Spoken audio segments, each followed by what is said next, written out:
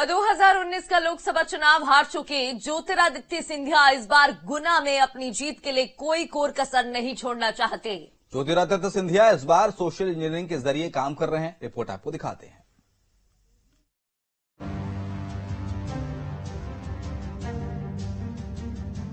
लोकसभा चुनाव को लेकर केंद्रीय मंत्री ज्योतिरादित्य सिंधिया इस बार अपनी पुरानी गलती दोहराने के मूड में नहीं है।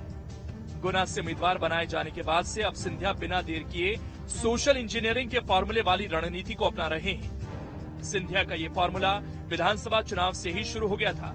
सिंधिया अलग अलग जाति समुदाय के लगभग 30 सम्मेलन कर चुके हैं। गुना लोकसभा से उम्मीदवार घोषित होने के बाद सिंधिया ने इसे और बड़ा रूप दे दिया।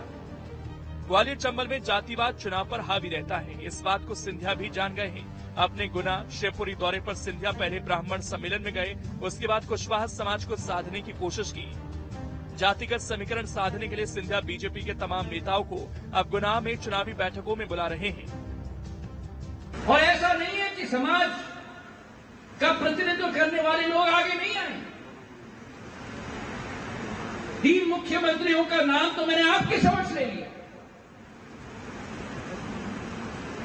कहीं ना कहीं राजनीति और जनसेवा के रास्ते पे भी जुड़ने की जरूरत है और मुझे तेज दिमाग वालों की जरूरत नहीं है, कृपा करके, और ना मुझे भाषण देने वालों की जरूरत है।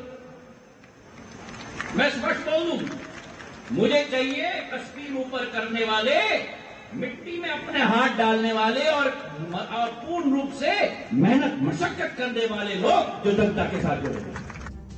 केंद्रीय मंत्री ज्योतिरादित्य सिंधिया गुना से 4 बार सांसद रहे हैं और हर बार उन्हें जीत मिलती रही।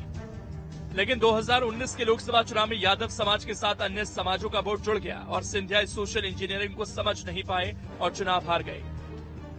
एक तो ग्वालियर चंबल संभाग जातिगत रूप से एक बड़ी राजनीतिक परिस्थितियों के बीच में रहता है और ज्योतिरादित्य सिंधिया जब पिछली बार लोकसभा का चुनाव हारे हैं तब से ये बात उनकी समझ में भी आ गई, क्योंकि पहले एक सेलिब्रिटिकल राजनीति वो करते थे।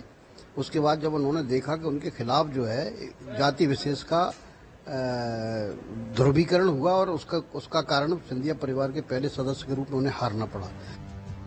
ज्योतिरादित्य सिंधिया ने पिछले 5 सालों में गुना और ग्वालियर में लगातार संपर्क बनाए रखा और सिंधिया ने जितने सामाजिक संगठनों के साथ बैठक की उतनी शायद ही किसी और नेता ने की हो। 2019 के लोकसभा चुनाव में सिंधिया से एक चूक हो गई। वे सामाजिक समीकरण को समझ नहीं पाए और सिंधिया चुनाव हार गए। वो उनके जीवन में एक इतना बड़ा झटका था जिससे उनका उबर पाना बहुत मुश्किल हो रहा था। लेकिन बीजेपी में आने के बाद सिंधिया एक बार फिर से ताकतवर हुए और उन्होंने विधानसभा चुनाव से ही अपने सोशल इंजीनियरिंग के फॉर्मूले को जमीन पर उतारना शुरू कर दिया। अब लगातार वे सामाजिक बैठकें कर रहे हैं और सिंधिया की कोशिश है कि पिछली हार का बदला इस बार वे एक बड़ी जीत में तब्दील कर दें। लेकिन फैसला जनता को करना है। Vinod Sharma, news state, Gwalior.